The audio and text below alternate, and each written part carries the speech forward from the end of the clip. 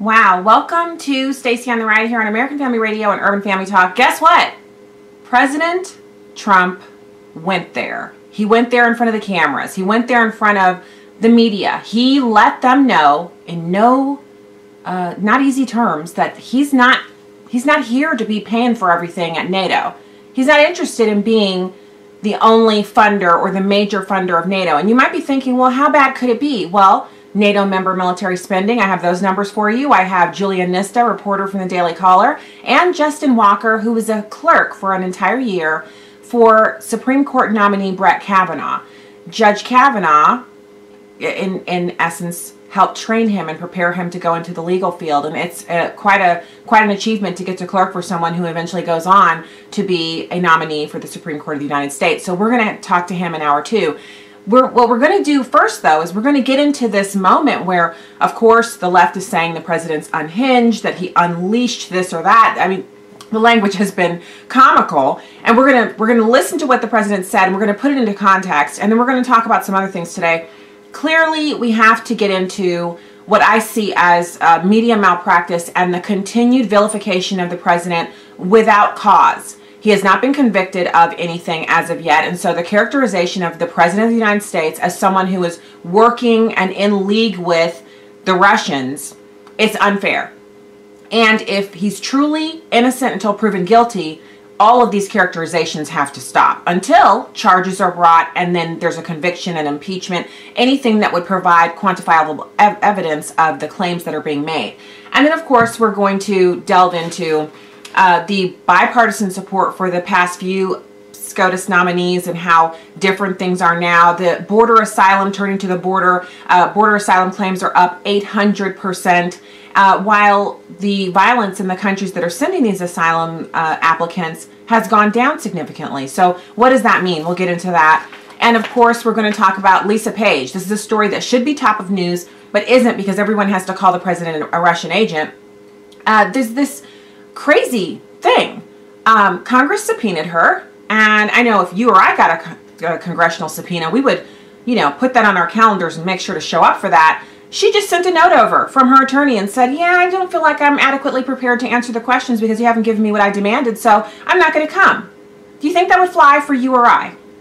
I'm thinking no. So we're going to talk about that. So first off, let's get back to the president is in Belgium, and he's there for this summit. He took Melania. The wives and spouses of all of the world leaders are there, and they're all participating in these meetings, as well as photo ops and breakfasts and opportunities to tour certain sites there. And if you've ever been to Belgium, I have. It's a gorgeous country. It's beautiful, and there are a lot of tourist type attractions that the world leaders can kind of engage in their downtime to make the trip, a little more bearable, since they got to talk business. And business is what the president is there to discuss. He's actually treating this the way you or I would on our family budget. Let's say in our family budget we had someone that we dealt with on a regular basis, maybe a lawn care contractor, or maybe instead of saying our family budget, let's treat this as one of those things that's more like a neighborhood association. So you live in a subdivision, and your neighborhood association has all of these people, families in it, and all of you share the costs for road maintenance and snow removal and landscaping on the monument at the beginning of your subdivision, and maybe you have a subdivision pool, and so that maintenance is included.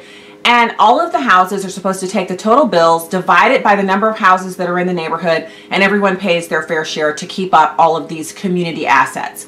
And so it becomes apparent to you that one of the houses that is quite a bit larger, it's been added onto a lot, it has its own pool, it has a lot more landscaping and exterior lighting. In other words, it's a bit outsized for the neighborhood, but it's still within the neighborhood. It still has the same rights and privileges as any other house in the neighborhood, and it's a part of the neighborhood association.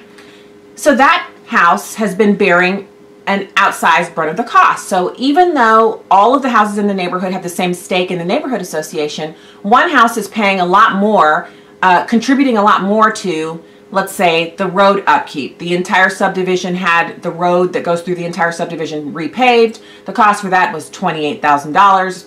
The big house is paying, $10,000, $12,000 of that. And then all of the other houses, say 20 other houses, are paying the remainder. So you take 10 off the top, the big house pays 10, everybody else divides the remainder up amongst themselves.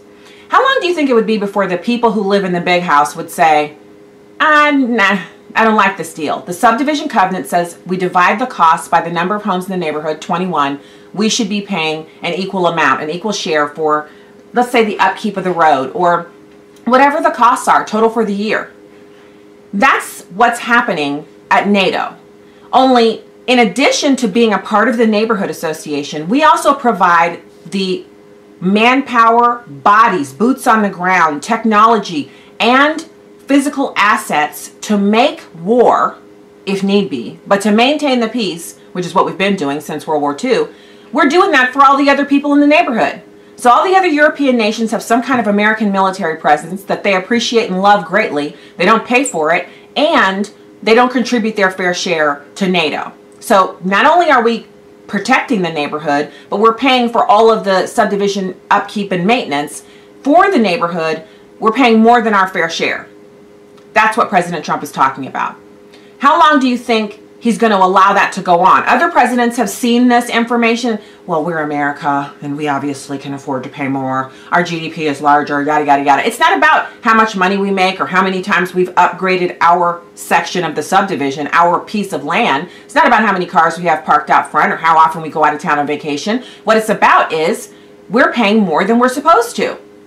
How much more?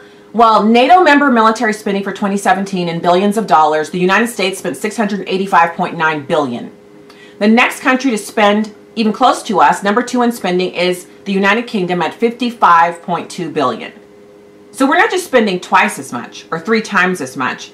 We're spending roughly 8 times as much, looks like. France, $45.9 billion. Germany, $45.4 billion. Italy, $23.3 billion. Canada, $21.2 billion. The Czech Republic comes in with a paltry $2.2 billion. Now, we're supposed to be doing percentage-wise. The analogy that I made about the subdivision was for simplicity, but the fact is, we're actually, they base the amount of money that we spend on how much of your GDP. So you take 4% or 2%, whatever. And that's fine. But they're not even doing their minimum. The minimum amount that they're supposed to spend, which is 2% of their GDP, they're not spending that. So the question is, how long do we put up with that? How long do we as a country say, yeah, that's okay? Donald Trump says that time has passed. Now that he's president, that's no longer going to be okay. So let's listen to him. He first is characterized as the left media as him unleashing a rant at delinquent NATO allies during a photo op breakfast. But I want to listen to him now taking this opportunity where all the cameras are rolling. Some of them were rolling live. A lot of them were rolling to tape, planning to use the entirety of the photo op in a news piece that would run later in the day. He realized that. He realized if he just took to the podium to talk about this, most news media outlets would black him out. So he used an opportunity where all of them were watching, all of them had the cameras rolling to get this done. He says there's a hypocrisy of Europe just signing contracts giving 70% of their natural gas energy business to Russia, which coincidentally, if you remember this from civics when you were a kid, the reason NATO exists is to protect European nations from Russian aggression, yet they're doing all of their business with Russia instead of the United States, but they expect the United States to protect them from Russia. Nobody says it better than Donald Trump. It's number 3.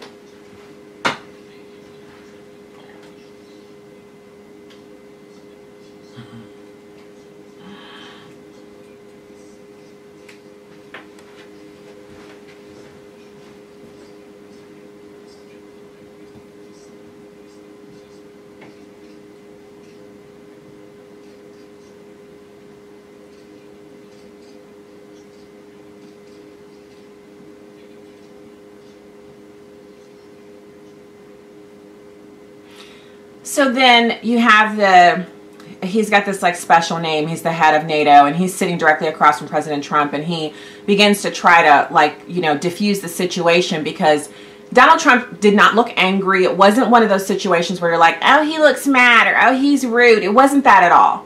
But it was the case that most of them were expecting him to say, good morning, it's so good to be with you, make some small talk, and then everyone smiles and takes pictures, because you can hear the cameras snapping in the background.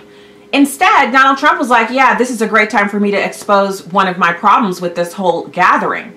And I can't stress it enough that what we do often in politics is we sit back and we watch. We watch what our leaders are saying in these political gatherings. And as long as they sound nice and they sound like they're being, colloquial to each other, and it sounds like everyone's slapping each other on the back and shaking hands and being friends, we assume everything's fine and we go on about our business. We go back to setting out something for dinner tonight, making our meal plan for the week, shopping for groceries, taking kids to doctor's appointments, dealing with our budgets and our family issues, getting the gas into our car, changing the oil. I could go on and on and on for hours and hours, 24 hours a day, the things that we as Americans, as people, as human beings, you have to take care of these things. You can't just let them fall to the side while you think about what the president said at NATO.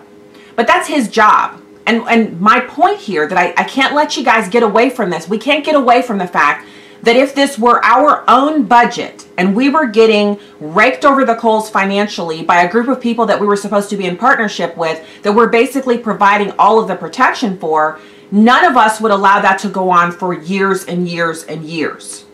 None of us would. Most people who, if you live in the biggest house in the neighborhood and you're getting raked over the coals, you put that house up for sale and move to a neighborhood that actually abides by their subdivision covenants, or better yet, move to a subdivision that doesn't have a subdivision agreement, other than every bill that comes into this neighborhood gets divided by 4. You write a check for it. No fees during the year. None of this subdivision maintenance garbage. Just, did he mow the grass in the subdivision front? He charged $400 for that. 4 houses on the street, $100 each. Everybody writes a check.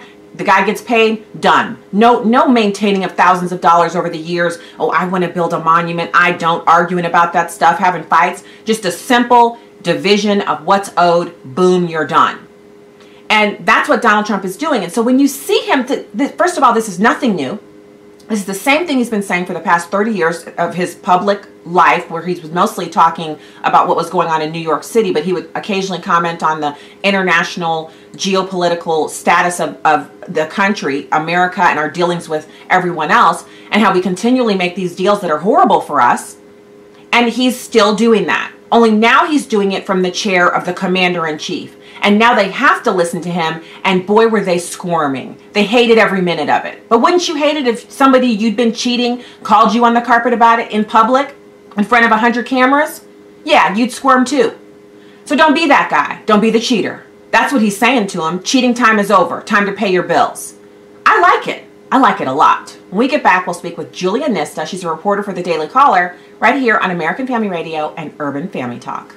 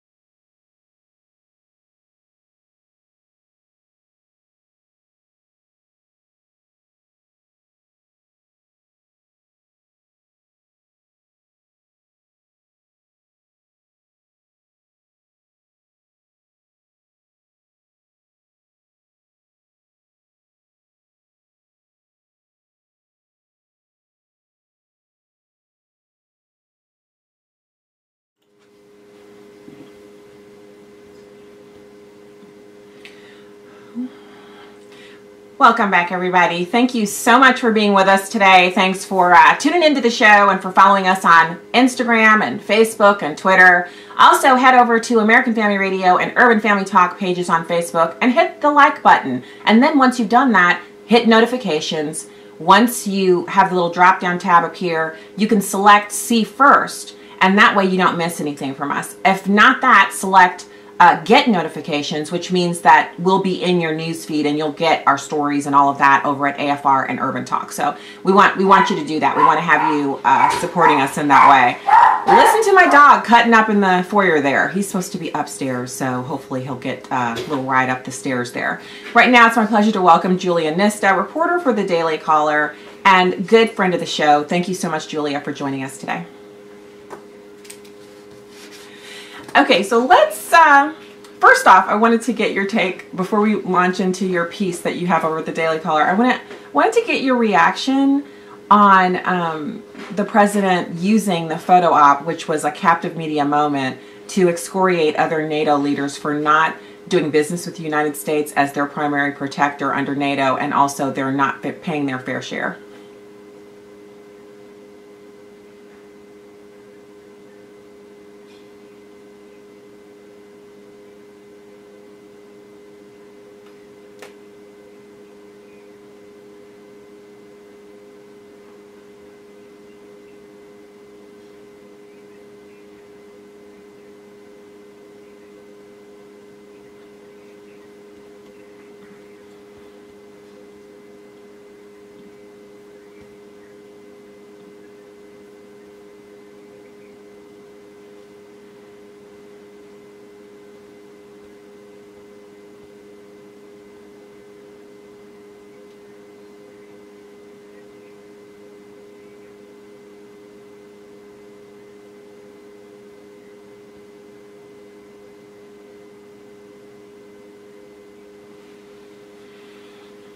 Yeah, and Julia, thank you for pointing out the actual, like, there is a marker. So first segment, just before you came on, I went over just a few of the countries, their member military spending in 2017 in billions of dollars. But I gave the rough numbers, so what we're spending, like the United States, $685 billion, the UK, $55.2 billion, and the difference, the market difference between the United States and the UK.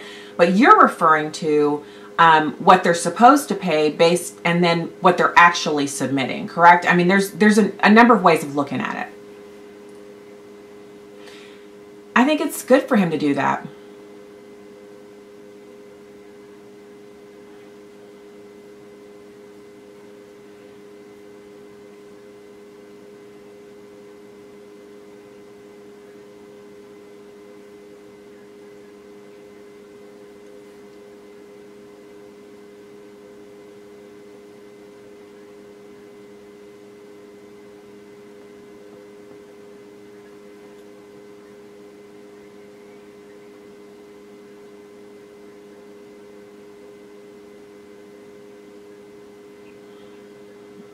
Mm-hmm.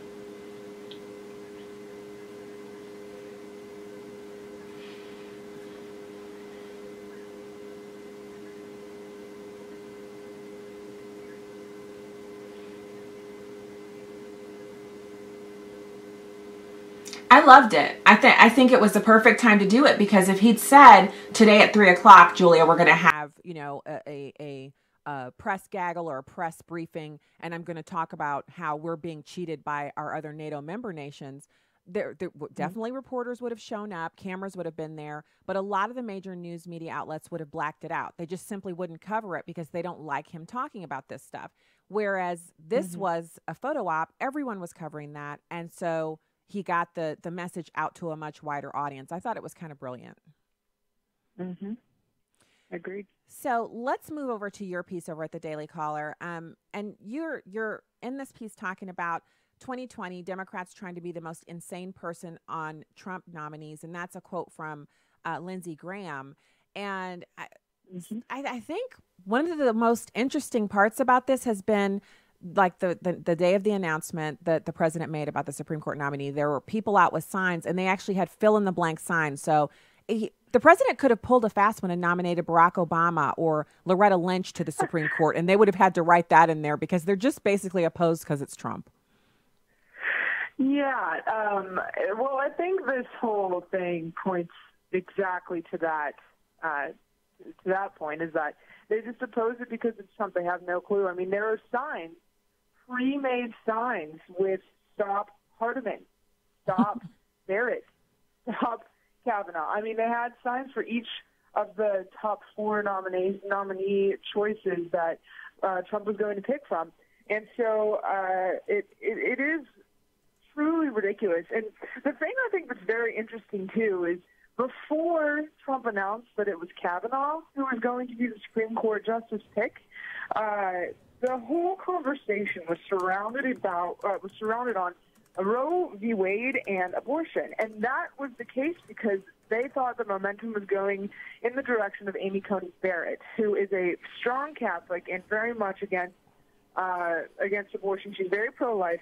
And so that was the direction of the conversation. And immediately, when Trump announced Kavanaugh, all of a sudden, the hush from the media, the hush from the left over pro-choice, pro-life began. And then we started focusing somehow on Russian collusion again and the Mueller probe again, and that Kavanaugh would be a friend on the Supreme Court for Trump in the case that, in the very small case, because we have no clue what's going on in the Mueller probe, that something come before the Supreme Court that has to do with Russia collusion from 2016.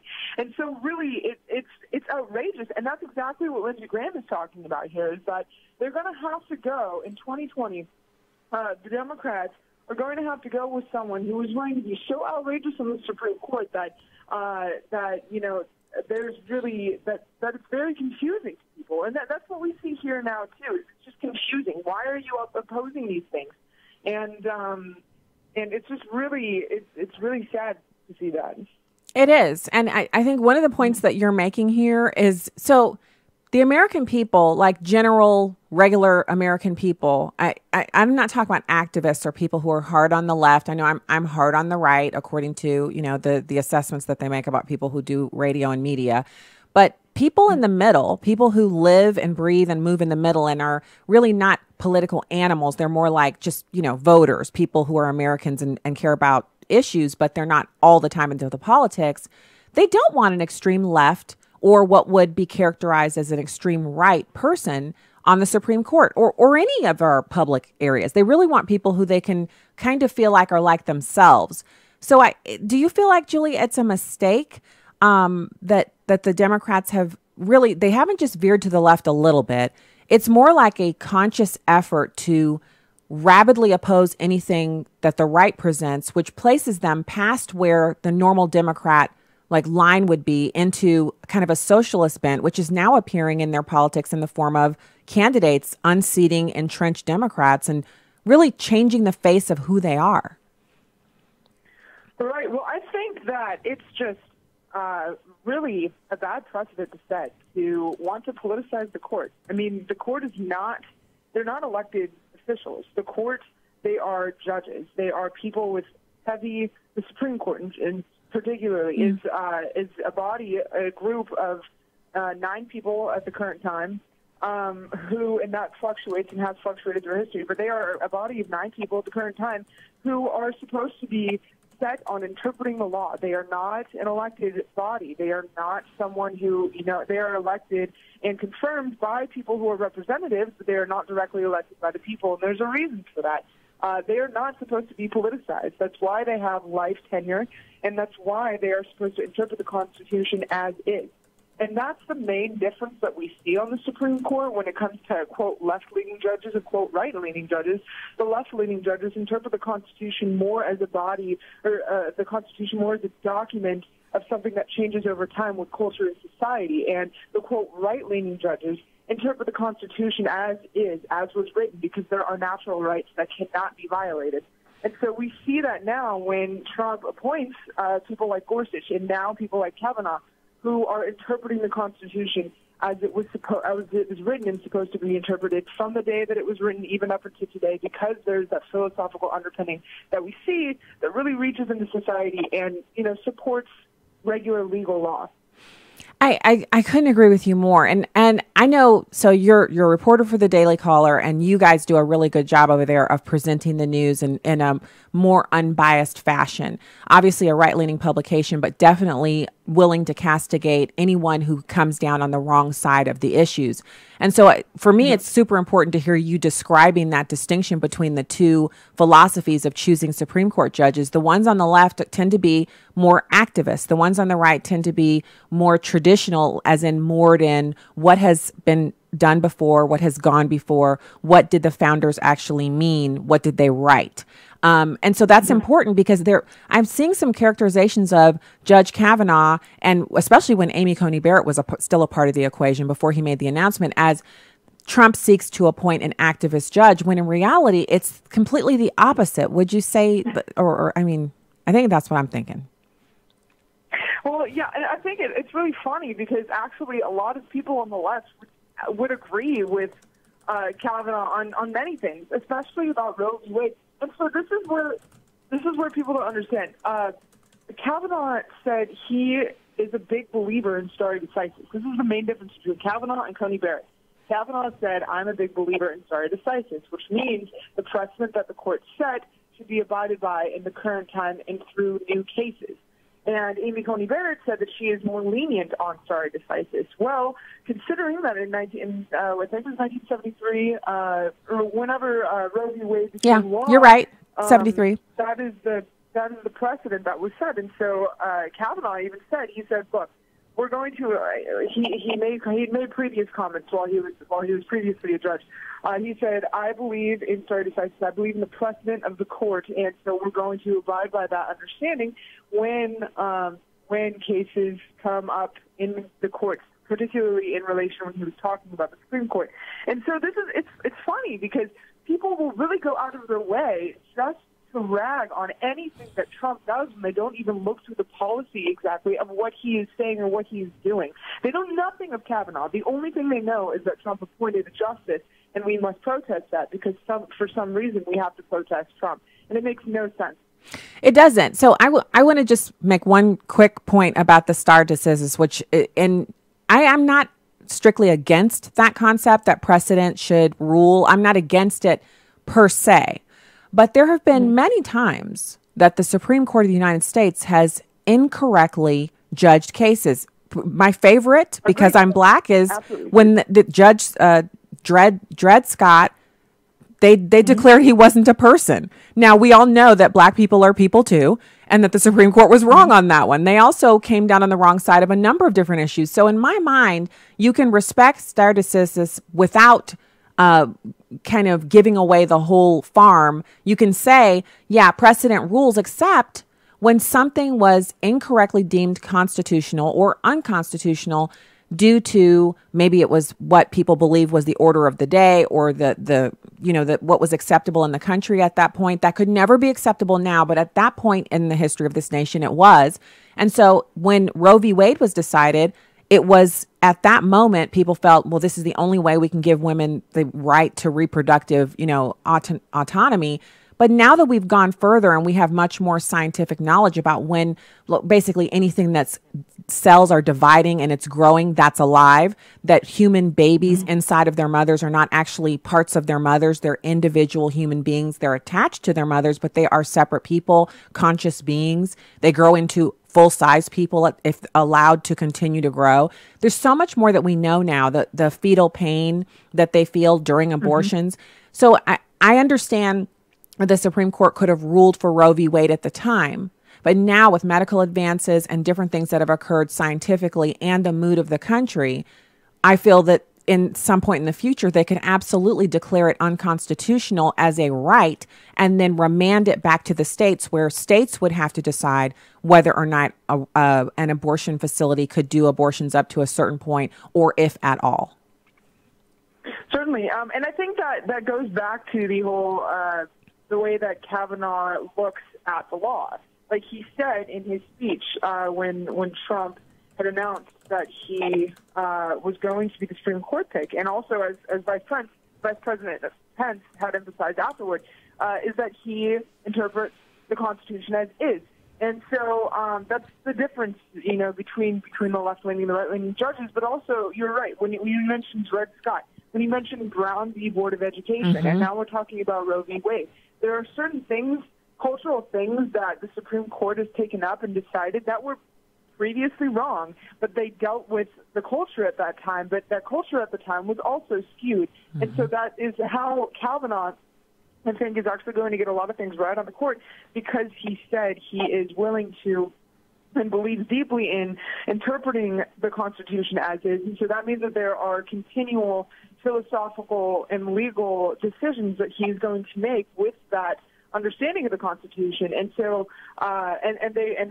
some things are natural law, many things don't change, some things do change, but on the Supreme Court, he's going to decide in that manner. And is this abiding by the Constitution or is it not? What does the Constitution say about this, or does it not?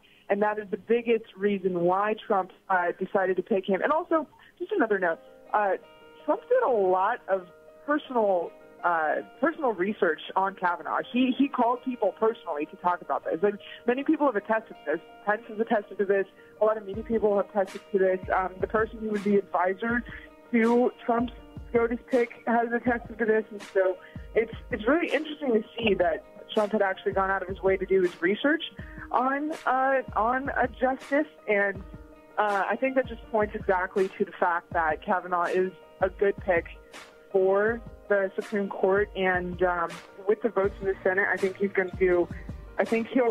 Hopefully he'll pass. I think he might pass, especially with Murkowski and Collins in the way, because they're the two main senators who really have to vote for him, who are kind of on the edge in the Republican seats. But all right, so be good. And thank you, Julia, for coming on today and for your expert analysis. Julia Nista from the Daily Caller, and we'll be right back with more. St. John 1:1 says, "In the beginning was the Word, and the Word was with God, and the Word was God." Remember in the Word when Jesus was responding to Satan's antics? When Satan was trying to tempt Jesus with food, Jesus responded with himself. He responded with the Word. There are no new tricks in Satan's book. At the end of the day, his job is to create fear and doubt, and steal, kill, and destroy. So if Jesus, who is fully God, responded to Satan with the Word, why do we think that we can get along without the Word? The Bible says, "Study to show thyself approved." Equip yourself with the Word daily and watch your response to Satan's foolishness change. One of my coworkers, Pastor Joseph Parker, teaches that it's good to read at least 3 chapters a day. Sounds good to me. Today is a good day to start. With a heart for the urban family, I'm today's urban woman, Tony Johnson. Connect with us at urbanfamilytalk.com.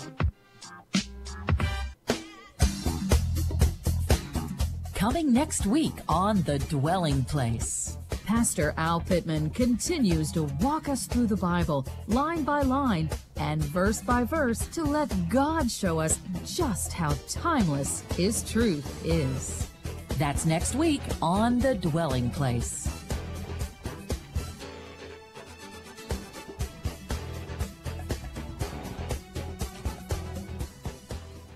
We need you to call your senators today. Tell them to put an end to the liberals' filibuster, switch to a majority vote, and defund Planned Parenthood. Your call will make a difference.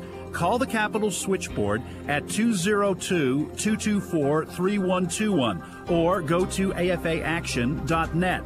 Again, call 202-224-3121 and tell your senators to switch to a majority vote and defund Planned Parenthood. Hi, I'm Will Addison. And I'm Miki Addison of Airing the Addisons on Urban Family Talk. Family is so important to everything. I mean, think about it. Right after God created Adam, He made family by creating Eve as his wife. We'd like to invite you to the Marriage, Family, and Life Conference this summer. We'll have a full slate of experts to help encourage and equip the body of Christ to fight for the restoration of the family. Our speakers include Ryan Baumberger of the Radiance Foundation, Dr. Clarence Schuler of Building Lasting Relationships, Abraham Hamilton III, Pastor Bert Harper and his wife Jan, and more. We'll even be there. The Marriage, Family, and Life Conference will be Friday and Saturday, August 17th and 18th at Hope Church in Tupelo, Mississippi. Come help us fight back against the enemy's direct attack on marriage and family. That's the Marriage, Family, and Life Conference, put on by Urban Family Communications, a division of the American Family Association. You can learn more and register at urbanfamilytalk.com. This is Stacy on the Right on Urban Family Talk, So first of all, the piece acknowledges that that is probably not true, but it might be.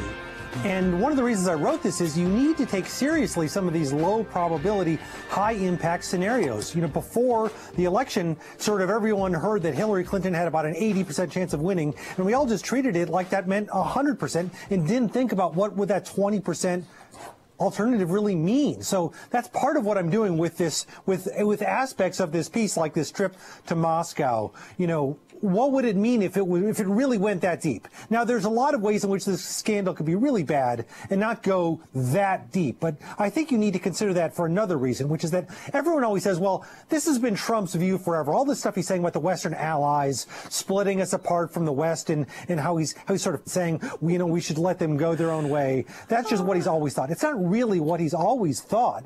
It's what he's thought since 1987. He never thought that before then, or at least he never said it before then. And in 1987 is when he went to Moscow, and he's feted by the Russians and tours Moscow. And then he comes back. Then he starts talking about running for president for the first time. And then he starts talking for the first time about how our allies are a bunch of freeloaders and we should kick them to the curb. Yeah, and we should say that he is, I mean, I just want to be clear here. He is really consistent on that point, right? The idea that this sort of zero-sum view that our allies are free riding and we're paying for it. He takes out full-page ads at $100,000. He sounds identical to how he does now, right? The idea that, like, we're getting abused, we're getting taken for granted, and we're paying for other people's defense. Oh, my goodness. So let me give you just a brief rundown of what I could find this morning. But by the way, welcome back to the program. Stacey Washington, host of Stacey on the Right here on Urban Family Talk and American Family Radio. Go to those websites. Check them out. We have a poll question up over there as well at urbanfamilytalk.com. Okay. So Lindsey Graham, here's his quote. Putin is not your friend. He says that on TV, directing that comment to President Trump. And, you know, I'm not always, like, I'm not a totally 100% against Lindsey Graham. He's a bit too moderate for me, but he sometimes can be very, very astute on international issues. So, you know, it's not like I'm totally against him, but come on. Why does he constantly try to characterize the president as being too friendly with Russia? Jonathan Chait, who's you just heard him there, talking about this piece that he wrote for New York Magazine, where he describes the president. He goes back and it's like a person who doesn't know the Bible and doesn't actually have a relationship with Jesus Christ can go through the Bible and cherry pick different scriptures to justify anything, to justify slavery, abusing your wife, abusing children, you know, anything you can think of. You can find a scripture, cut it out, and use it to support something that is totally unbiblical and ungodly, which is why we're supposed to be filled with the Holy Spirit and in all knowledge going forward, checking the scriptures against scriptures and remembering what Jesus Christ came here to do, and that the Bible is his word of truth, the sword of truth. But I know you've been in this before, where someone will take a Bible verse and completely take it out of context and use it to justify some sin, and you're like, that ain't what that thing, that doesn't mean what you think it means. That's similar to what he's doing here. He went back and found a time that the president visited Russia. He then said everything after he visited Russia is attributable to that moment, when we all know that, sure, you can have a life-changing event. You can have a life-changing trip or interaction with a group of people that changes your perspective on things. I mean, I'm sitting here. I was a liberal once. My first vote ever was for Bill Clinton, second term. So this isn't a situation where I'm saying people can't change or they can't have life-changing moments. But what Jonathan Chait is doing is he's saying Donald Trump's life-changing moment was when he visited Russia. The reason it's life-changing is because, first of all, let's take the end first. The end is we know he's a Russian agent. So working back from there, what facts and things can we find that fit into that assumption? And that's how we're going to justify what we're saying here. Now, I think it's funny that every time you have Lindsey Graham tell President Trump, Putin's not your friend, Jonathan Chait, New York Magazine, Trump is a Russian asset since 1987, Joe Scarborough, stop working for Russia, James Clapper, President Trump is a Russian spy. These are not inconsequential people. James Clapper used to be the head of DNI. Joe Scarborough, he's a host on MSNBC. He also was a sitting member of Congress. He's a respected broadcaster. He's internationally known. Jonathan Chait, again, New York Magazine writer. He's someone who, if he wants to be on television, he only has to send an email and he's there. And of course, Lindsey Graham. These are not inconsequential people. And they're talking about the president of the United States, who is under investigation But now that we know who started the investigation and how it was brought to be, it's clearly a witch hunt. Now, people will say, it's not a witch hunt. It's not.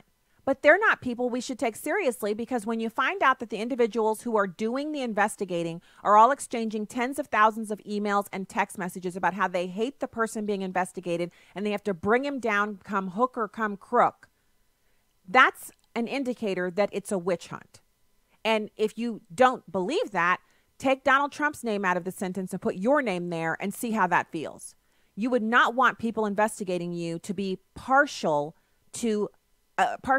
against you. So you want them to be impartial. Let me rephrase that.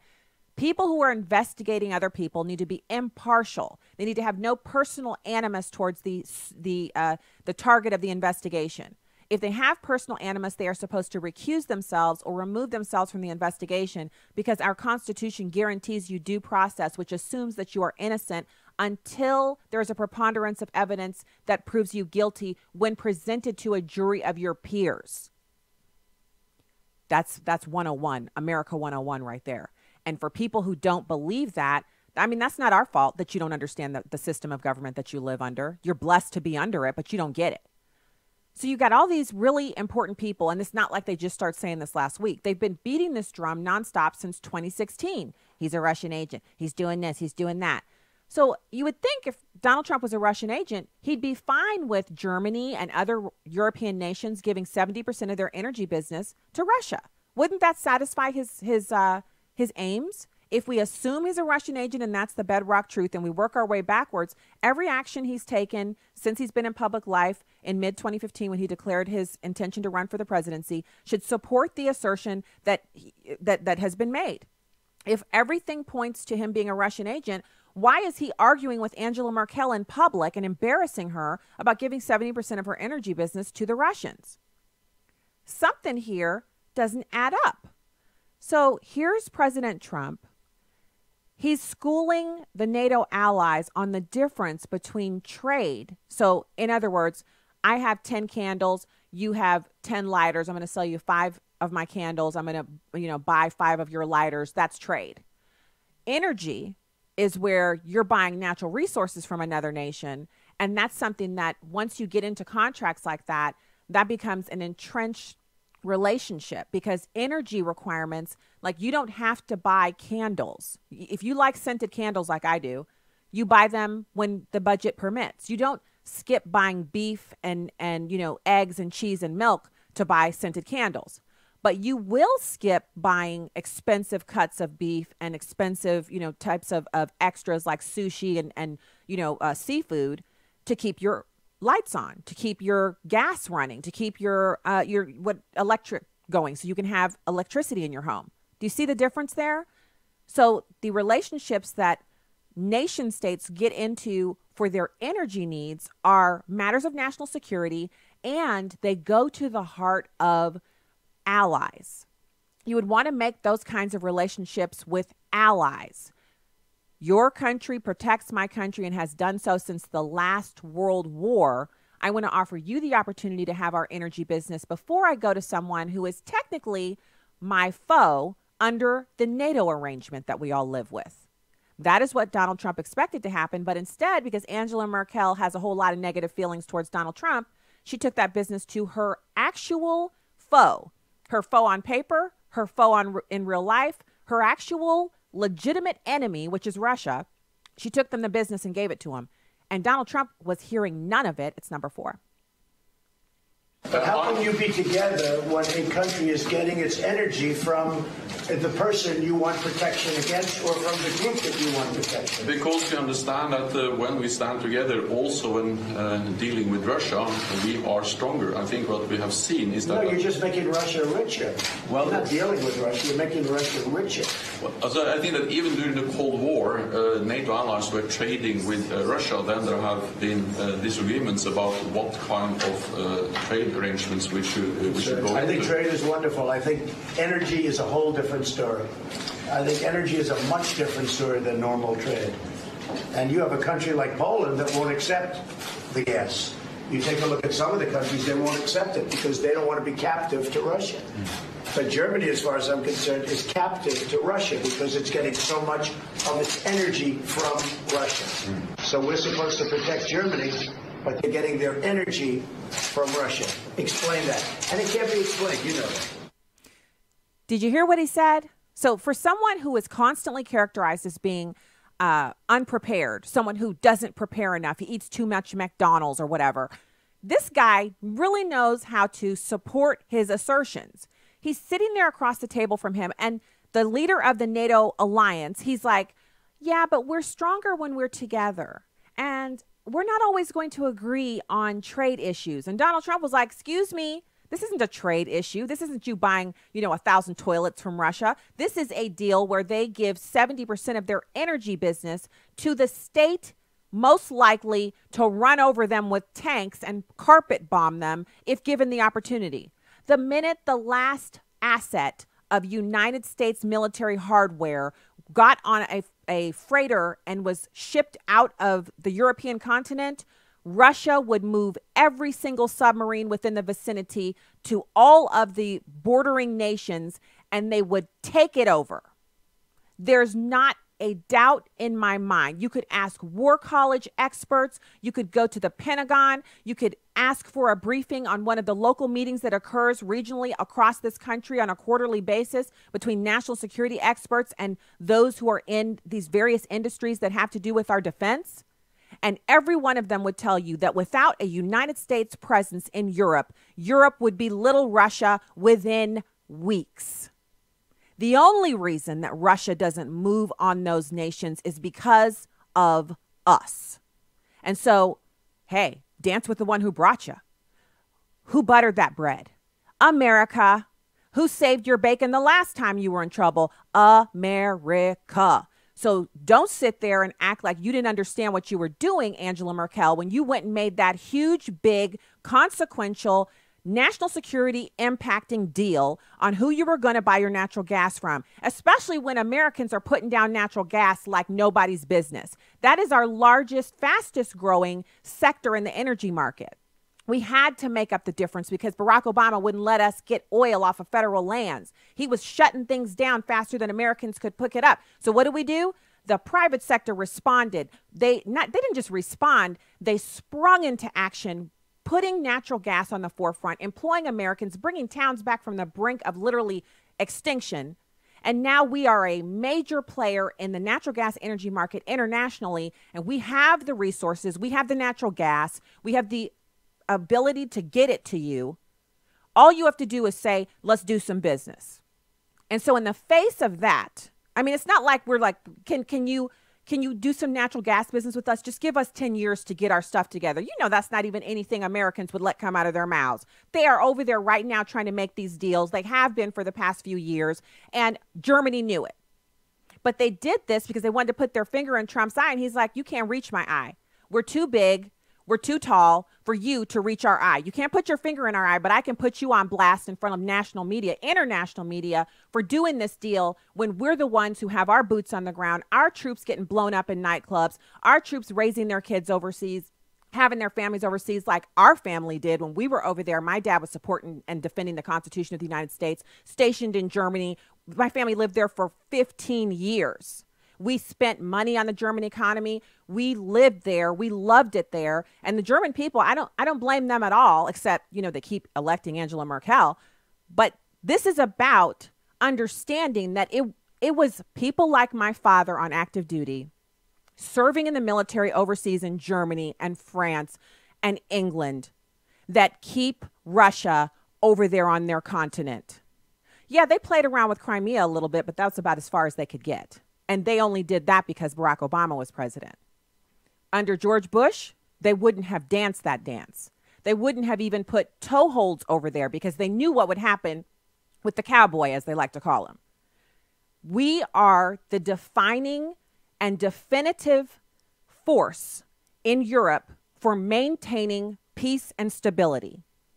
And that is what Donald Trump was pointing out at that breakfast.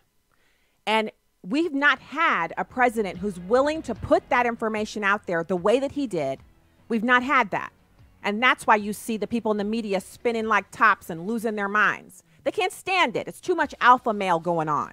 They want some limp-wristed, lily-livered foreign policy like they had last go-round. Time for that's up. And it's time for NATO to step to the table and meet us where we are and treat us with respect for what we provide for them, which is safety and security. That's hour one. We'll be back with hour two right after these important messages. Stay there.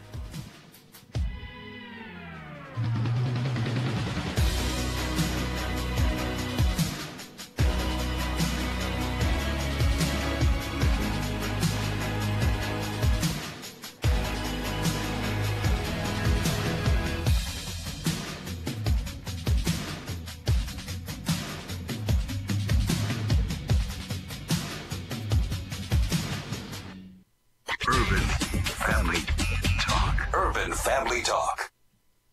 I'm Miki Addison of Urban Family Talk, a division of American Family Radio. We're calling on Christians to push back against the enemy's attack on families. To that end, I'd like to invite you to our Marriage, Family, and Life Conference. We'll have a full slate of experts to help encourage and equip the body of Christ to fight for the restoration of the family. You can learn more and register at urbanfamilytalk.com. Truth, wisdom, empowerment. Urban Family Talk, a ministry of the American Family Association. American Family News, I'm Rusty Pugh.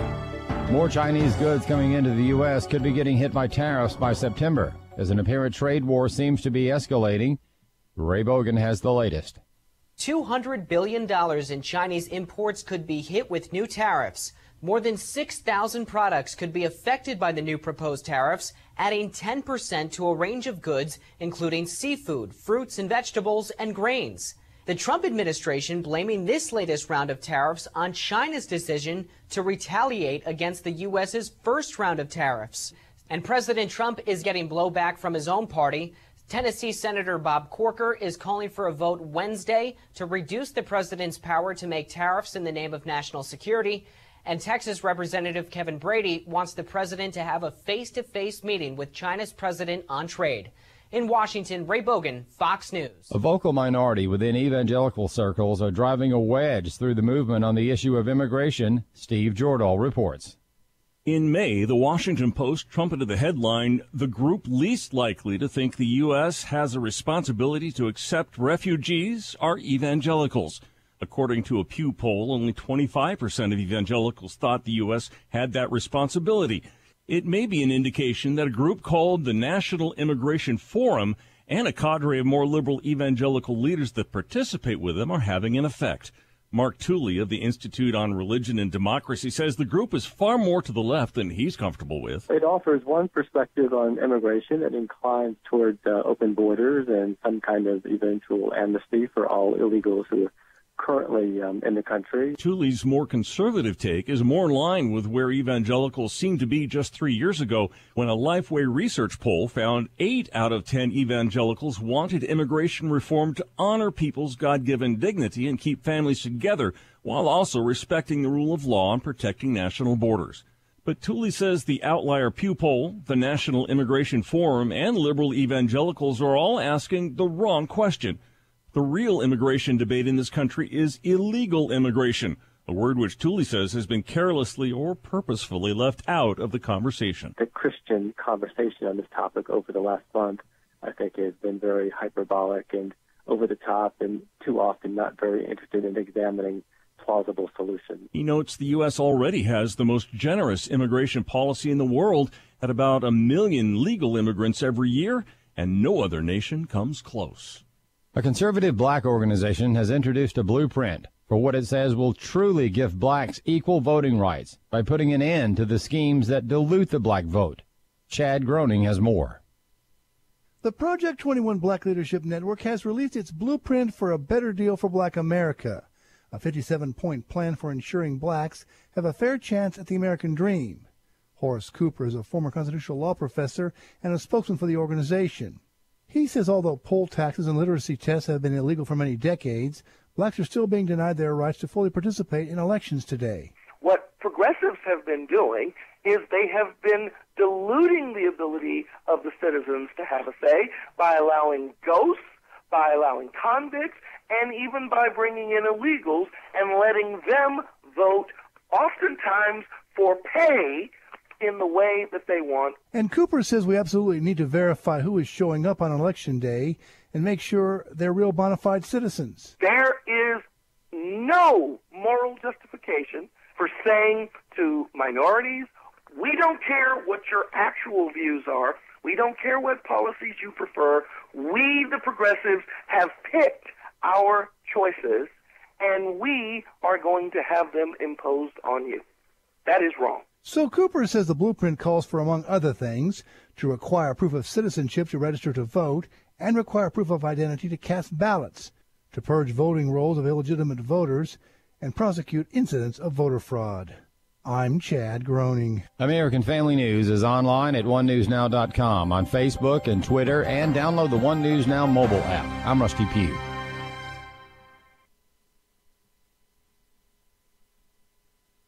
I'm Will Addison, Director of Urban Family Talk.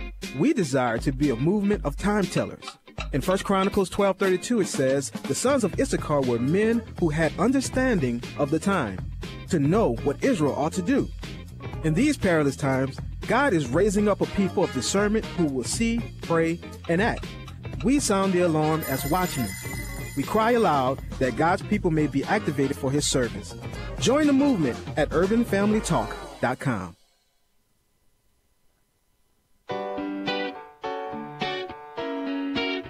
Welcome to Stacy on the Right with your host, Stacy Washington. You do find it offensive as a Jewish American, as I am, when they compare Trump to Hitler and Nazis and what? Isn't that ridiculous? Let me tell you, there's a guy on Martha's Vineyard who's comparing me to those who put Hitler in power. He actually wrote a letter to a bunch of people saying that I was complicit with Trump in the same way that intellectuals in Germany were complicit with Hitler, and that I was kind of responsible. I mean, the failure to understand the difference between defending somebody's civil liberties and being complicit is outrageous. I wasn't complicit in O.J. Simpson's alleged murders. I wasn't complicit in my other clients. I wasn't when I defended the rights of Nazis to march in Skopje. I didn't become a Nazi. When I defended the rights of pornographers, I didn't become a pornographer. I'm not complicit. I'm a lawyer. I'm somebody who speaks up on behalf of civil liberties. But people do make that analogy, and it's a horrible analogy because it's a form of Holocaust denial. Yes, but it's not just Trump's like Hitler. What you're saying is that the Jews of Germany and the Jews of Poland didn't suffer any more than we're suffering now, and that there were no gas chambers and that there were no death camps. You cannot make comparisons. Or that today, or they're saying today there are gas chambers and there are railway cars taking them to concentration camps, and that's ridiculous. It's absolutely ludicrous. You may disagree with this policy on the border, but nobody's taking them to concentration camps. We're treating them pretty darn good, if you ask me. So, nobody treats kids better.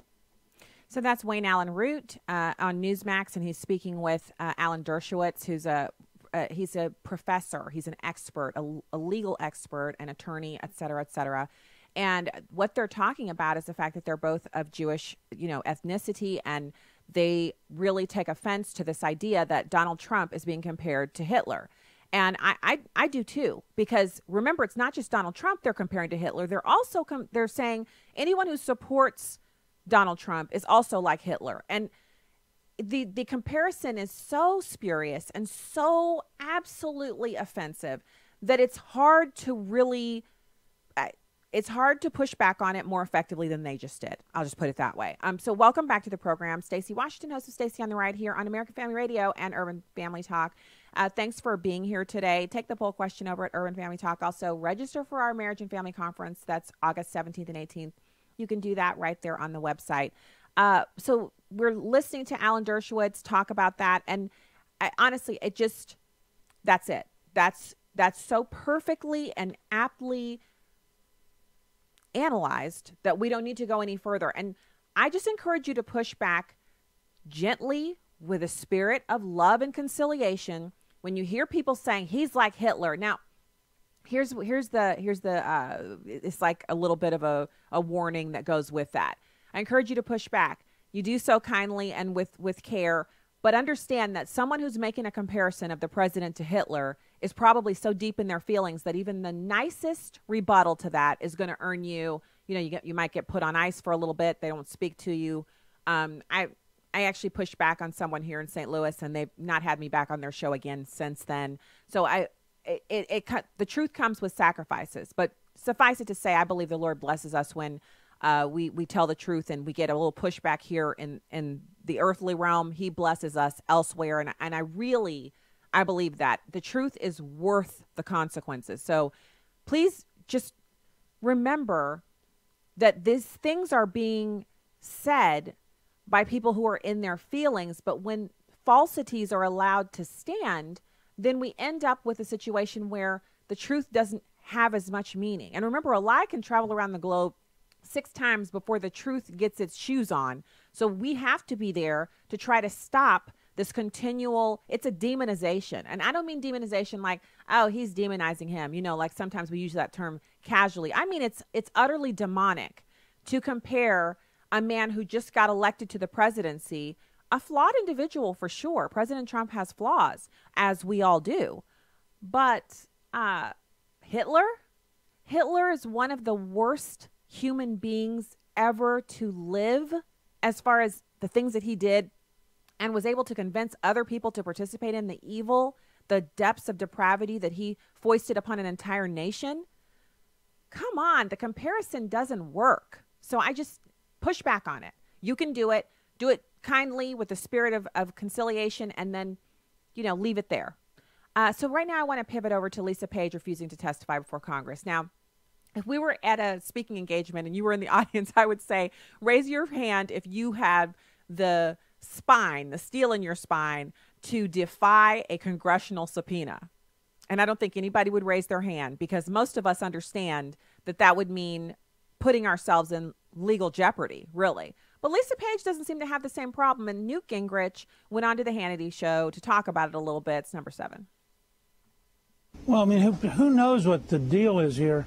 Increasingly, these guys sound like the old mafia bosses who used to show up for the Kefauver hearings many, many years ago in the early days of television, and they would sit there and they would plead the fifth. And for the country at large, it was a huge spectacle, and it kind of gave you the signals who's guilty.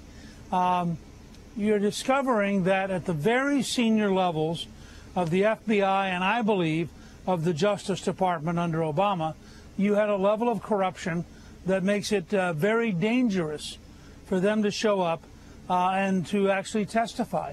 And so I think their lawyers legitimately under our system are saying to them, to protect yourself, you cannot go under oath and start talking about this stuff, or you're going to you're either going to reveal information that will put you in jail, or you're going to end up committing perjury.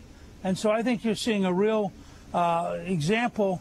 I mean, it sounds to me like if they didn't have a whole lot to hide, they wouldn't be hiding.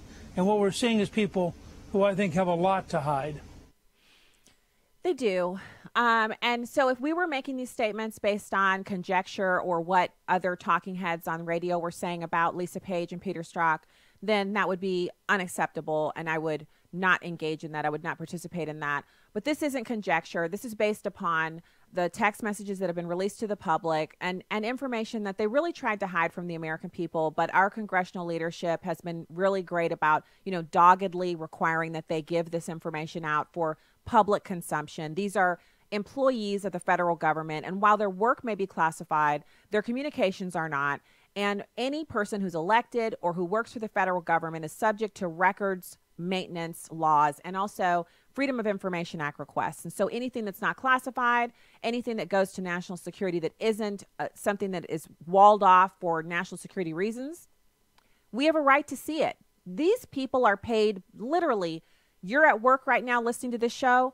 The percentage of tax dollars that are coming out of your paycheck, because you don't get to see that money, do you? Do they let it hit your account and then ask you to write them a check for it? Nah, it gets sacked up. It comes out first. They get their money first. They get it first. So they're taking that money and they're paying people like Peter Strzok and Lisa Page. And these people don't want to be held accountable. They understand they're in legal jeopardy. They understand the mood in the country is not completely positive towards them based on what we've read. And they don't want to be called to account for what they've done. So they're going to defy this congressional subpoena. She's requiring that they not only provide her with the source documents that they want to ask her about, but she wants time to review them, meaning she wants a team of lawyers to sit down and comb over every single thing that they're providing. And then once the lawyers have combed over it, the lawyers want to then go through and create questions and answers. So they may ask you this based on page 3, paragraph 4, and your answer would be this. And so that takes a long time. Lawyers don't just, make stuff up out of thin air. They're going to read over the documents and make their own notes. Then bring her in and depose her about the notes and take more notes. And then they're going to ask her about certain things in there that maybe she contradicts herself, or maybe she's doing things in there that they know, wow, this is clearly outside of the scope of your work. What can you tell me about why you did this? What was your thought process here? Let's talk about how we can explain this, because this doesn't look so good for you. Don't tell me anything that incriminates yourself. I mean, this is a lengthy process. And so what they're saying is, we're not going to expose our client to any more jeopardy than she's already exposed herself to in texting these clearly not okay, not safe for work things on her government device. So we already know she's ensnared, she's entrapped herself, she's afoul of the law, but we're not going to send her off the deep end just so you can talk to her in front of a camera. We're going to risk the legal jeopardy of defying the subpoena, because it is less than what she faces if she comes before you and perjures herself. That's what's going on here. I mean, it's so stunning. It's so amazing that this is what is going on and that it's what we understand. Wouldn't it be something if we were talking about this and we weren't so sure that she sent the text messages, or that we didn't have the text messages? Well, that would put us in the same position as everyone who's calling Donald Trump a Russian agent, because they got nothing to support that, nothing but conjecture. But we actually have facts in evidence, which are the text messages and the actions and behaviors that they took while they were on the job. It's just stunning. So Newt Gingrich is still on the show, and this is a quick little hit here. He's talking about what he calls a coup d'etat and how profoundly wrong it is that they did these things. It's number 8. I think you're faced with what is increasingly obvious as a bureaucratic coup d'etat, where they literally were trying to prop up Secretary Clinton no matter how guilty she was, and they were trying to find some device to block Donald Trump no matter how innocent he was. And I think this is, if you want to see evidence that there is a deep state, all you have to do is follow this couple, all of their various tweets and text messages, and you begin to realize there was something profoundly wrong going on.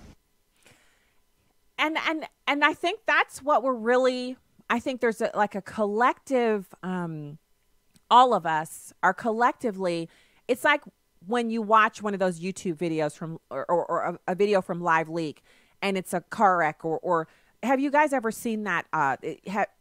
Have you ever seen the compilation video of people in foreign countries having these really bizarre car accidents? I remember when I spent more time on Facebook, it was a video that would sometimes get posted. And when you watch it, so it's on your laptop, let's say, so, not a huge screen. But as you watch it, because the cameras seem to be mounted to the dashboard, and some of the accidents are so improbable, it's like, there's one that's called near misses, where people are walking across the street in these foreign countries and all the cars are going in different directions, like a Keystone Cops movie. And the people who are walking across the street narrowly miss getting hit by multiple trucks and cars, and they just keep on strolling. It's like, it looks choreographed. It's so crazy, but it's the way that people drive in certain foreign countries. You watch these videos, and I have actually, you sit there, you got your little coffee or whatever, and you're watching the videos, and you're by yourself. There's no one around, and you're watching it. And by the end of the video, you realize you've been sitting there watching it with your lip hanging open, because you're just flabbergasted. You're just like, I can't even believe I'm seeing this.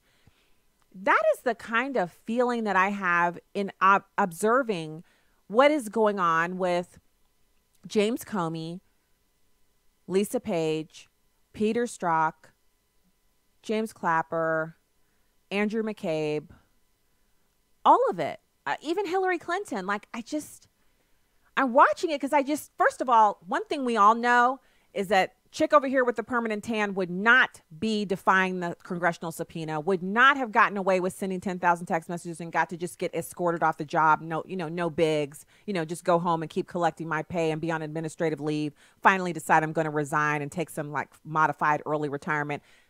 That's not happening over here, right? It's happening over there. And it's not happening in secret. This is not going on irrespective of anybody knowing about it. You don't just have people like us knowing about it, you and me. You've got people in Congress who know about it. The president knows about it. The former president knew about it. Hillary Clinton was running for president. She knew about it. Everyone is aware this is going on, and we're all just sitting there watching it like the people getting the near misses. These people are Teflon. They're literally untouchable. This is what the founders were talking about. And if you haven't read this book, you got to read this book. It's called The 5,000-Year Leap, A Miracle That Changed the World. Amazon classifies it as fiction because it is an accurate historical look at how our founders came to give us a republic if we could keep it. And in here, it goes all the way back to Socrates and the great philosophers from Greek, from Greece and that era. And it talks about where our natural rights come from. And it talks about no man being above the law and justice being blind and all of us receiving equal treatment under the law, and what a radical concept that is. And so if you've read this book, you can't help but have your mouth hanging open as you watch people literally walk through the law with no ramifications. They just step right over it and keep going. That's what Lisa Page is doing. That's what Peter Strzok is doing, James Comey, et cetera, Hillary Clinton. How can this be? The founders would literally already have their muskets up. They'd be loading and pouring bullets into bullet molds. That's what they'd be doing. But here we are.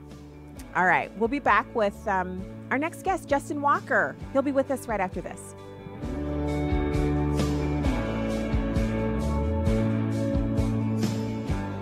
Here's some great news. If you missed the deadline to sign up for a healthcare plan, or more importantly, if you signed up for a plan that you're just not happy with, you still have a choice. It's called Medi-Share. Medi-Share is a Christian healthcare sharing program.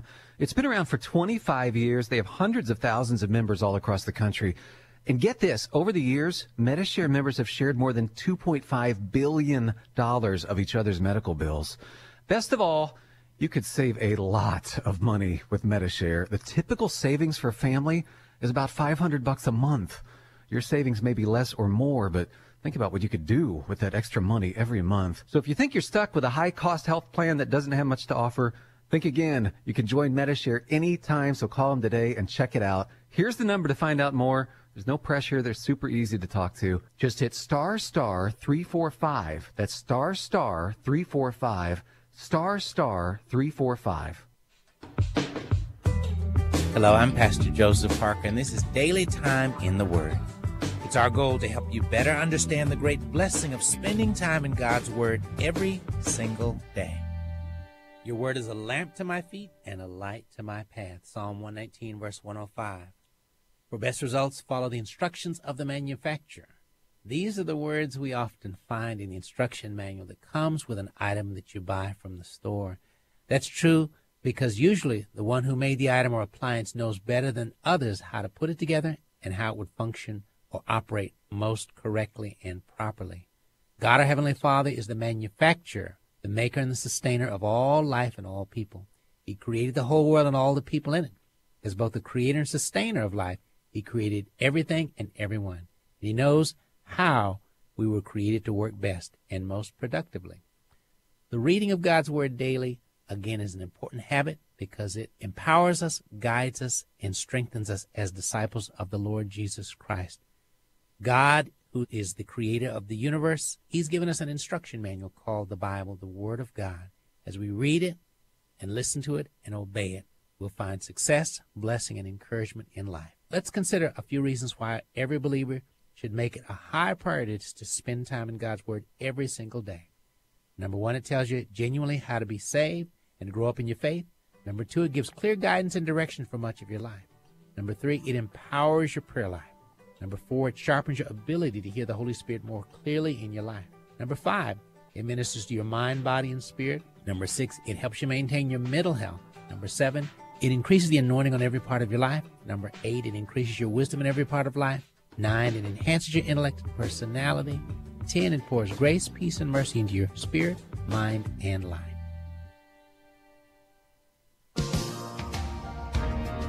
Welcome back to Stacy on the Right on Urban Family Talk. Welcome back to the program. Thanks for being with us today. It's Wednesday. We're just moving on through this week, right? I personally am so glad it's Wednesday. My Monday and Tuesday were it was a hard slog to get through those. And now it's the middle of the week. And so it's like, nice to be on the downswing and also to be here live on the radio. We've got our cameras working again, so we're streaming everywhere. And thanks to everyone who's watching and listening to the show on all of the different mechanisms by which you can get the program. Head over to StacyOnTheRight.com and hit the subscribe button so you don't miss anything. Right now, it's my pleasure to welcome our next guest, Justin Walker. He was a law clerk for Justice Brett Kavanaugh, who is the new Supreme Court nominee, the choice of President Donald Trump for a replacement for Anthony Kennedy. Justin Walker clerked from 2010 to 2011 and is an expert on law and politics who provides commentary all over on cable news and radio all over the country. Justin, thank you for joining us today. Thanks so much for having me.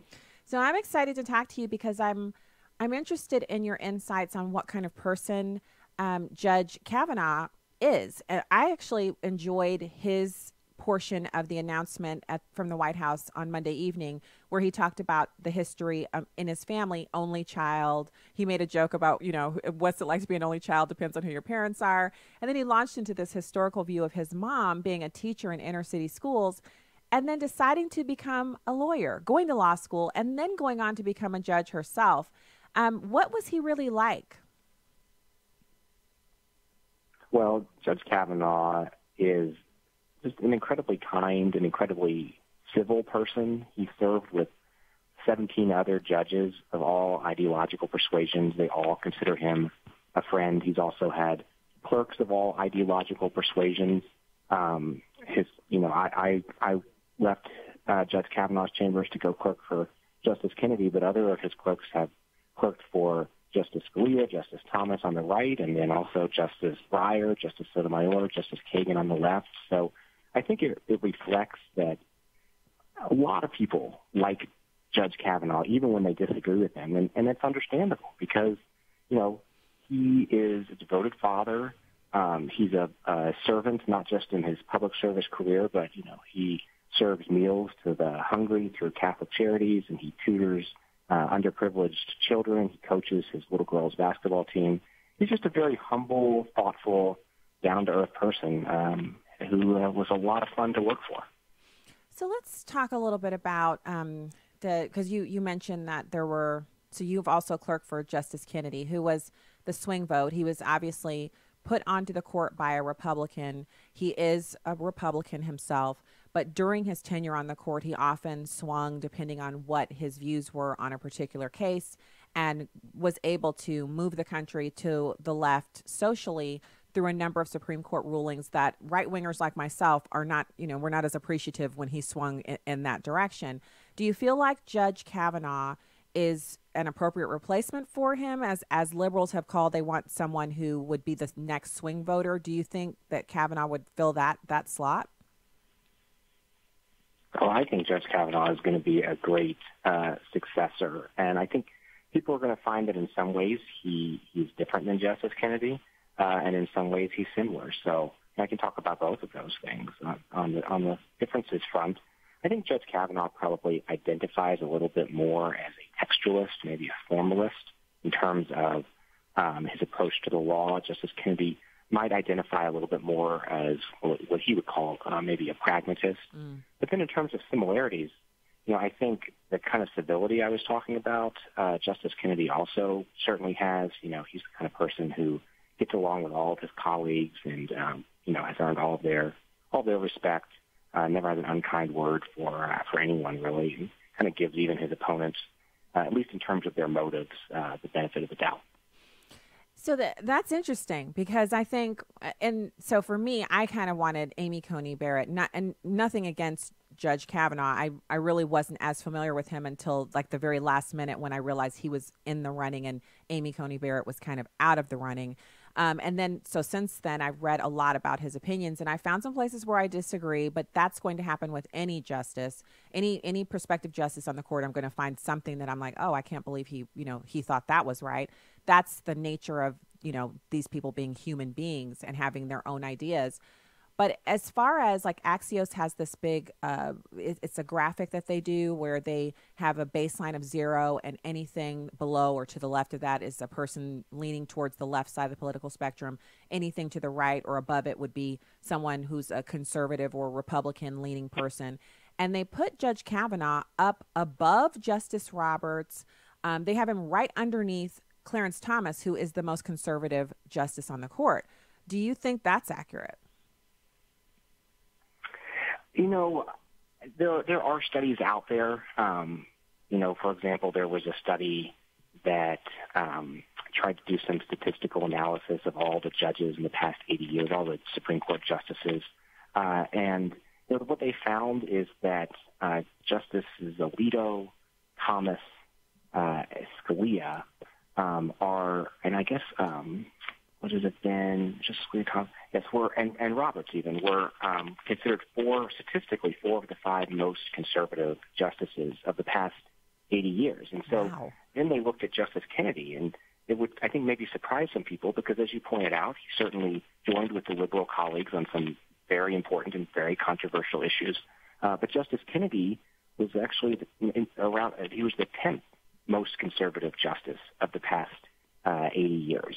And so I think when we're trying to figure out, what kind of justice will Judge Kavanaugh be like, I think it's important to remember that the justice he's replacing was really one of the more conservative justices in quite a long time. Not to say that he was as conservative a justice as some of the more conservative colleagues that are on the bench. So, I think it's difficult. I think it's risky to make a prediction on where Judge Kavanaugh is going to fit on some spectrum like that. And I also think to some degree the job of judging does not lend itself to a kind of ideological scorecard the way that, I understand like the NRA scores and groups on the left do the same thing. They score members of Congress. Okay, here's all of your votes, and then you get a 35% rating, and you get an 87% rating.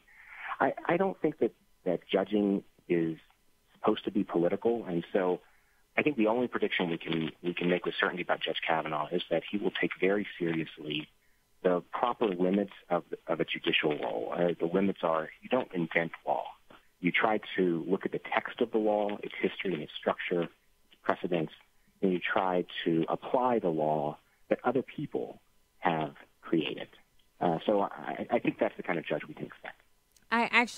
I tend to agree with you that it is very difficult to predict how judges are going to behave once they're on the bench because we don't know what cases they're going to hear. And we also don't know the mood of the country and things that happen in the country that kind of impact what is acceptable to Americans and what isn't. My next question has to do with, people have been talking about stare decisis, this idea that precedent is really important and that a person who respects that, a justice who uses that as one of their deciding factors would say precedent was set with this case, and so we kind of go with that. But we also have a Supreme Court that at one point said Black people weren't human beings, ruled on the wrong side of segregation. There have been many times that the Supreme Court has been wrong. And I don't mean slightly wrong. I mean technically totally wrong. And they've had to reverse themselves, right? They're human beings. These things are going to happen. So when individuals on the left or the right come down and say, well, using stare decisis and the idea that precedent is important, Roe v. Wade is established law and it cannot be overturned. It's kind of like they're unaware of the other times that the Supreme Court of the United States was wrong. So whether or not we believe that Roe v. Wade is right or wrong, we can all agree, I suppose. I guess my question to you is that the Supreme Court has been wrong before and could reverse itself on almost anything. Stacey, the Supreme Court has definitely been wrong before. You pointed out Dred Scott's decision just before the Civil War, Plessy v. Ferguson, which allowed for Jim Crow segregation, the doctrine of separate but equal. And so then thank goodness that a precedent like Brown v. Board of Education came along in the 1950s and overturned the precedent of Plessy v. Ferguson. There are certainly going to be times when a judicial precedent should be overturned.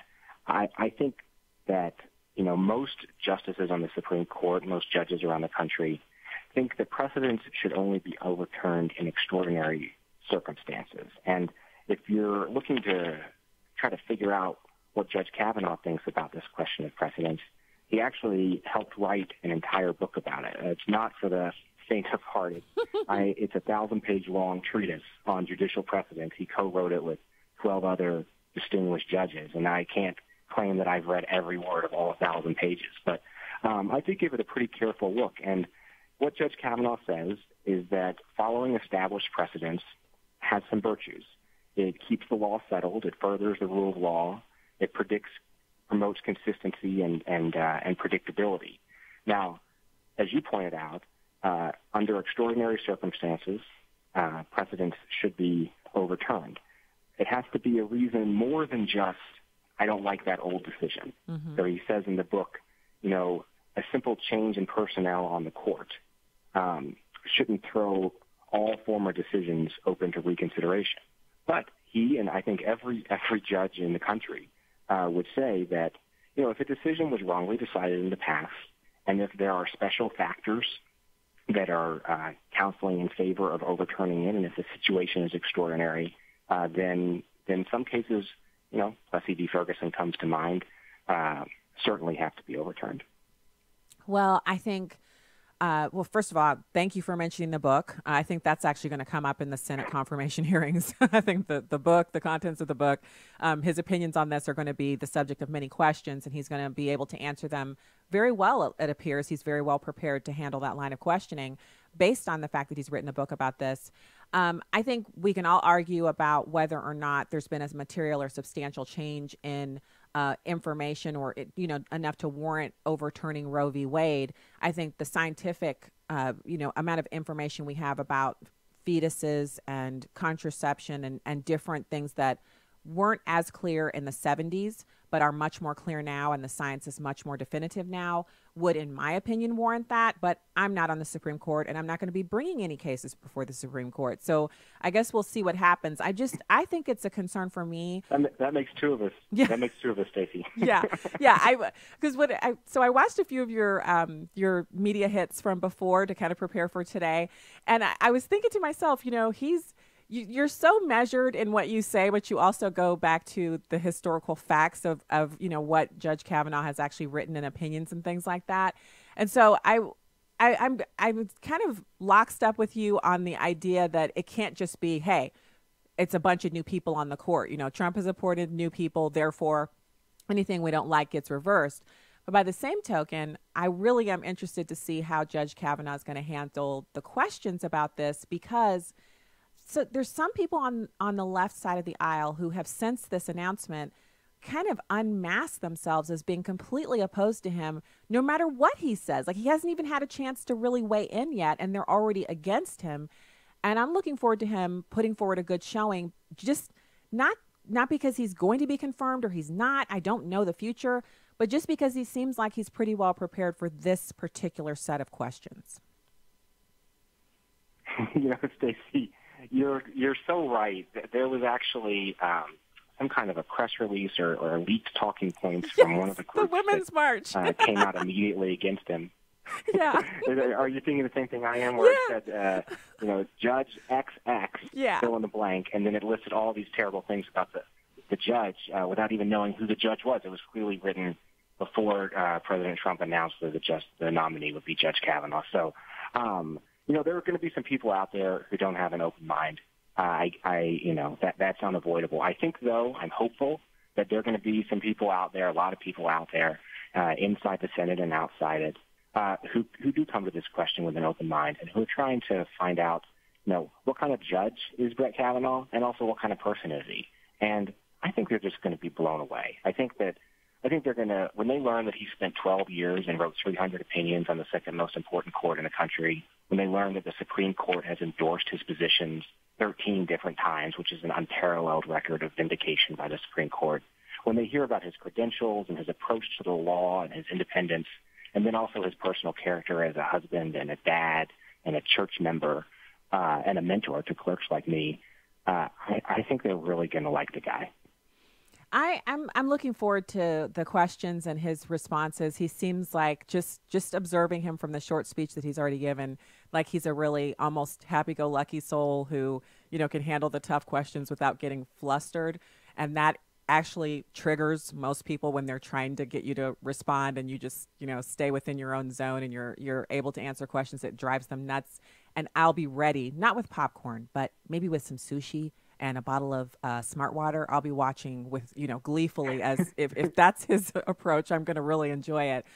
So we're at the end of the segment, and I just want to say thanks so much for taking the time out to come on the show. I know you're really super busy, you know, going on programs and answering these questions, but great to have your analysis, and thank you for your time today.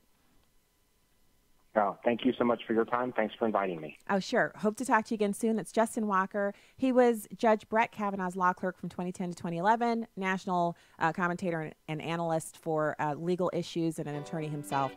It's great to have him on the program, and it's great to have you. Thank you for listening. We have one more segment, and we'll take your calls if you'd like. You can call us at 866-963-2037.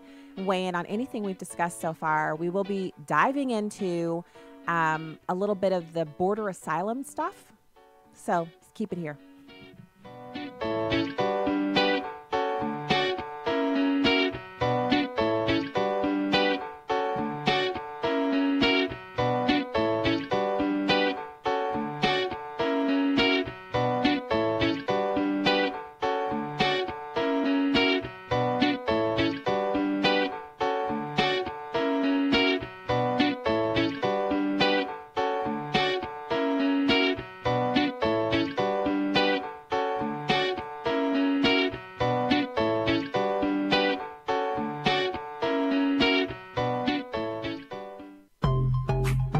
This is Just a Minute with Stacey Washington. Turn on the news any time of day and stories of victimization flow.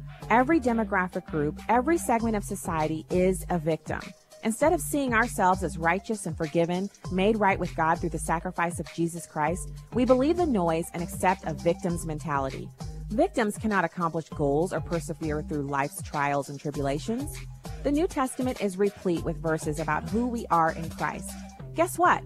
You are not a victim. You are a victorious child of God. You are a branch of the true vine and a conduit of Christ's life. Jesus calls you friend. You are justified and redeemed. You are free from condemnation and set free from the law of sin and death.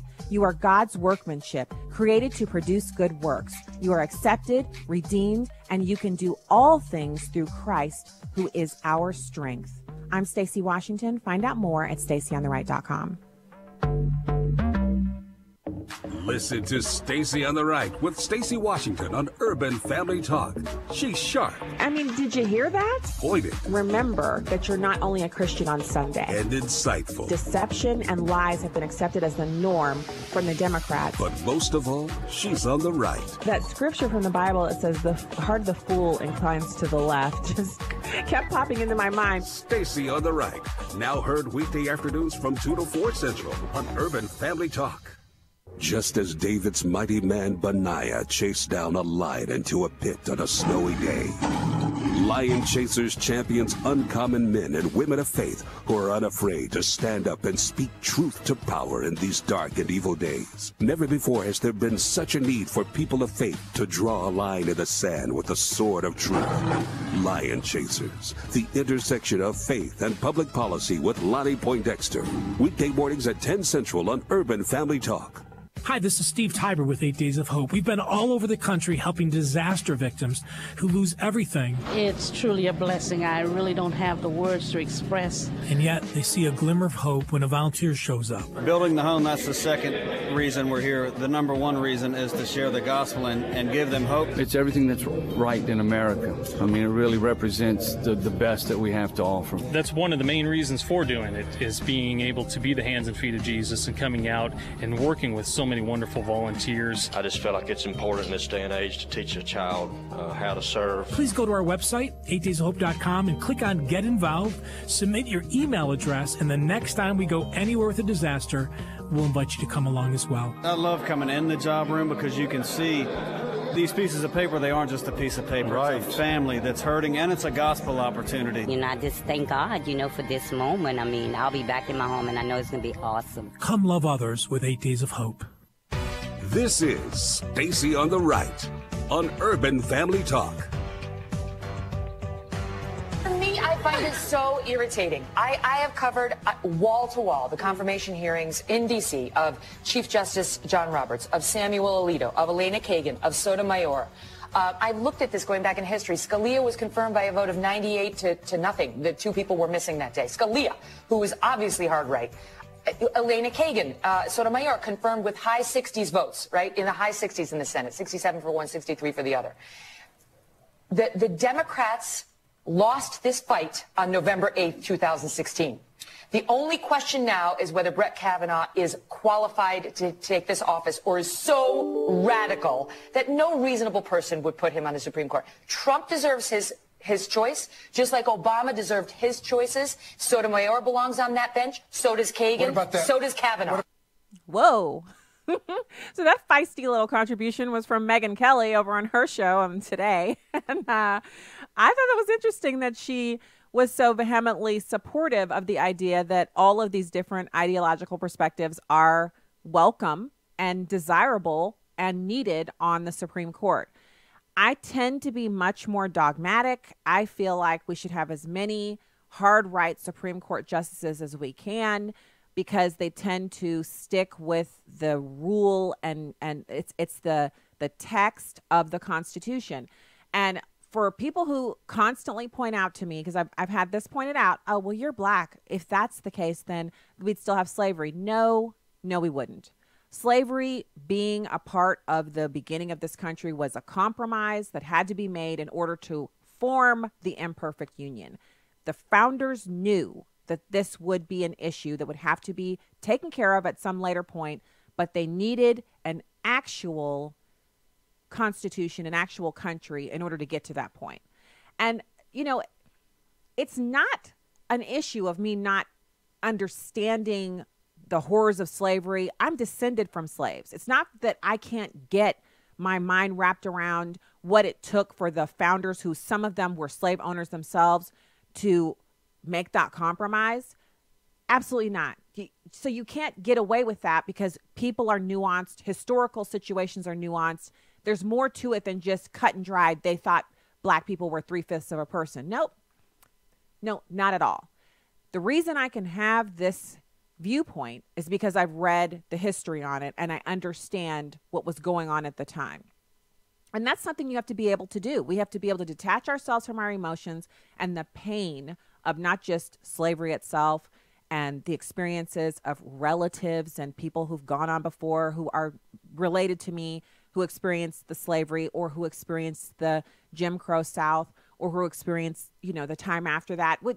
Look, a lot of Americans, most Americans have some complicated, difficult history as it pertains to how their family came to be American. That is the human existence.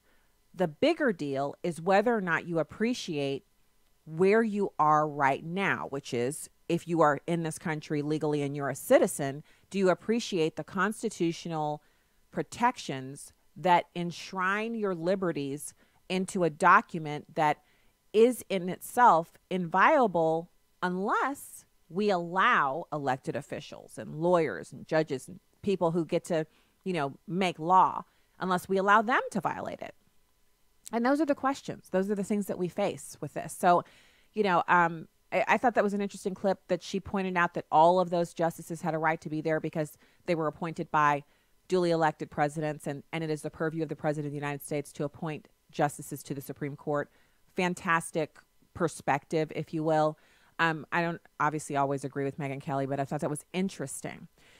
So now I want to pivot over really quickly because the topic has been so enmeshed in the idea that Roe v. Wade is going to be overturned. And I do, part of me wants to just get so excited because in my mind, I could see Justice Kavanaugh being confirmed to the Supreme Court and then making that choice.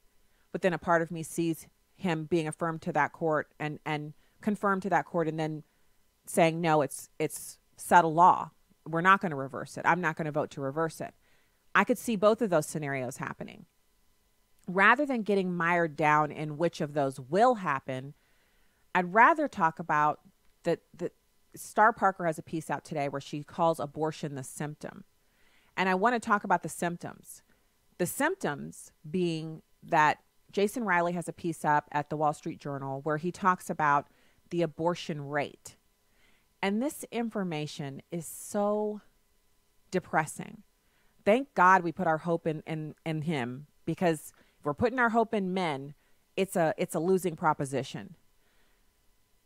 So you've got the Pew Research Center survey taken last year found that 50% of Hispanics, 58% of whites, and 62% of blacks now say abortion should be legal in all or most cases. That's a depressing statistic. Now, social scientists aren't sure why black attitudes towards abortion have changed, but one theory is that more blacks migrated out of the conservative Deep South and settled in other regions of the country, and they have more liberal views on reproductive rights, and so their attitudes changed when they moved to these more liberal areas. Another possibility is that people with higher incomes and more education tend to be pro-abortion. Since the early 70s, the socioeconomic status of blacks has increased exponentially.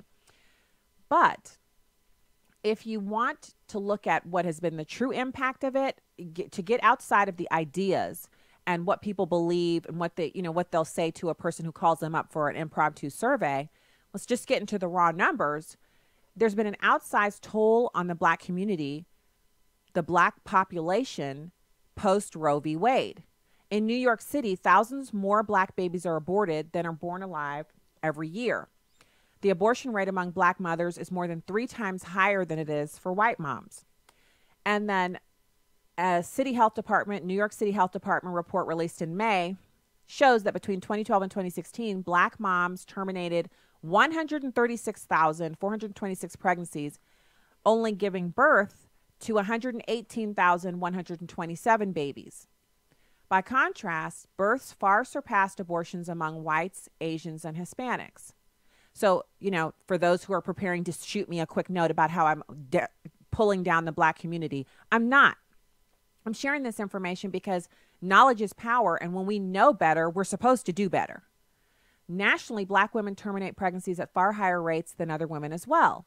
In 2014, 36% of all abortions were performed on black women, who are just 13% of the female population. So 13% of all of the women in this country are black, but black women have 36% of all of the abortions. Other low-income ethnic minorities who experience discrimination, such as Hispanics, abort at rates much closer to white women than black women. The more plausible explanation may have to do with marriage. Unmarried women are more likely to experience an unintended pregnancy. Black women are less likely than their white, Asian, and Hispanic counterparts to marry. Many of the would-be partners are sitting in prison.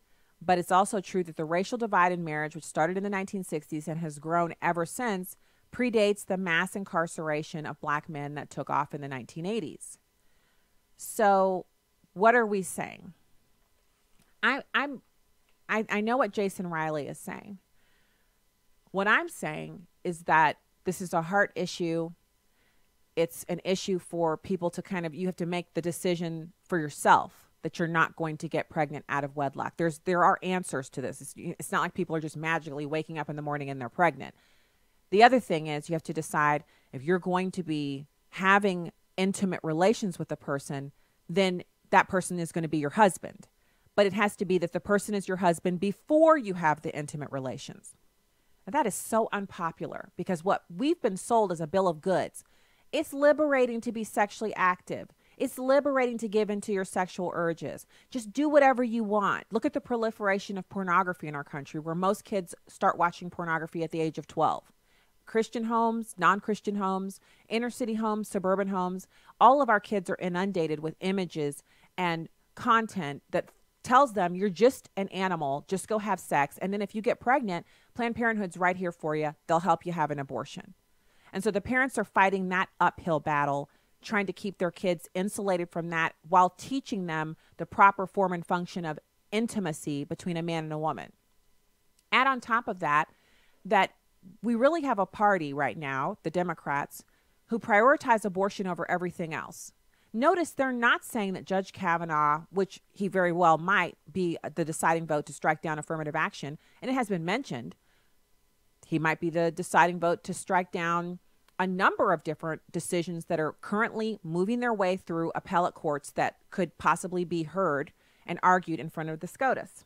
They're not talking about that. All they're really focused on is what they call reproductive rights for women, which is the right to terminate a pregnancy that you don't want. They no longer argue that it's not a baby, it's a clump of cells, or that it doesn't stop a life. They're now just saying it's the woman's right to decide what is in her body. No one can impact that, not even the father of the unborn child, and that viability is not even an issue. So if the woman could have the baby early and have the baby put into, an ICU incubator type situation and basically taken care of until they were viable outside the incubator and adopted by a waiting couple who want a newborn baby, pro-abortion leftists will even say that violates her rights because she shouldn't have to even be burdened with the idea that a child is living that's hers somewhere out in the world if she has the opportunity to simply terminate it, and that's what she wants to do. It's a problem. It's just as wrong as when the Supreme Court said that black people weren't people or that Jim Crow segregation was okay. These are things, thorny issues, that go straight to the heart of the depravity of man. And what we're dealing with right now is a group of people in America who have a very large bully pulpit who want to convince you that there are no consequences for us continuing to allow abortion on demand to be the thing that we support with our tax dollars, the thing that people support with their mouths, the thing that people are willing to tell a survey person, I support that. The more educated you are, the more likely you are to support the pro-choice position. That may be what helps you get off to sleep at night, your Ambien or your melatonin and that thought, but it won't stand up to the scrutiny that you'll receive at the judgment seat. So we've got to be clear. Abortion kills a life and it negatively impacts, basically destroys the life of the mother who has the abortion until they come to some place of regret and repentance and acceptance. And it's wrong. Whether or not it's the law of the land is immaterial. It was once the law of the land that I would be someone's property. That is no longer the law of the land. It was also once the law of the land that I couldn't own a gun or vote. That's no longer the law of the land. It could definitely be fixed. It could definitely be fixed, but it has to start with a heart change within us. We can't just rely on the Supreme Court to make these kinds of moral judgments for us.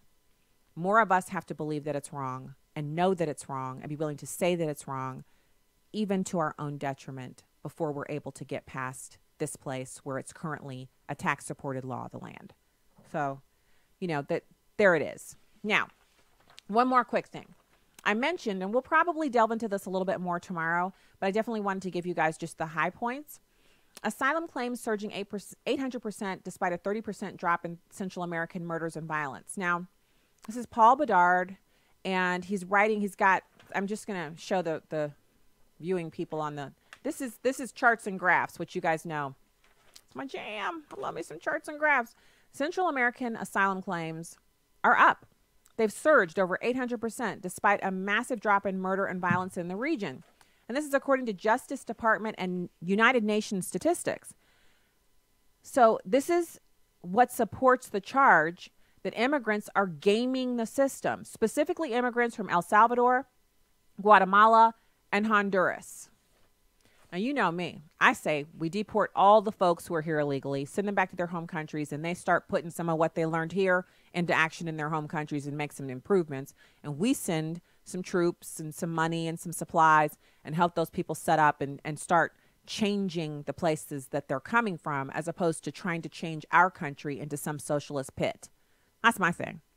I'm not in charge. So you've got the rates still high of murder in these Central American countries, but it's lower.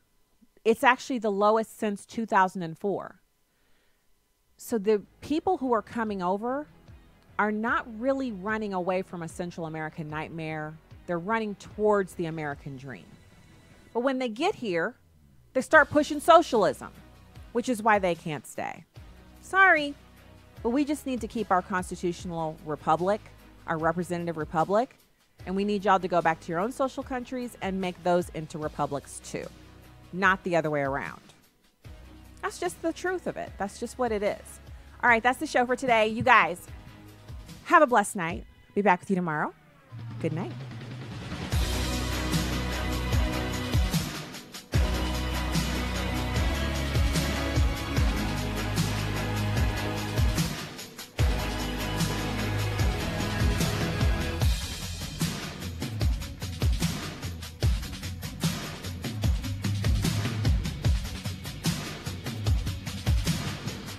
The views and opinions expressed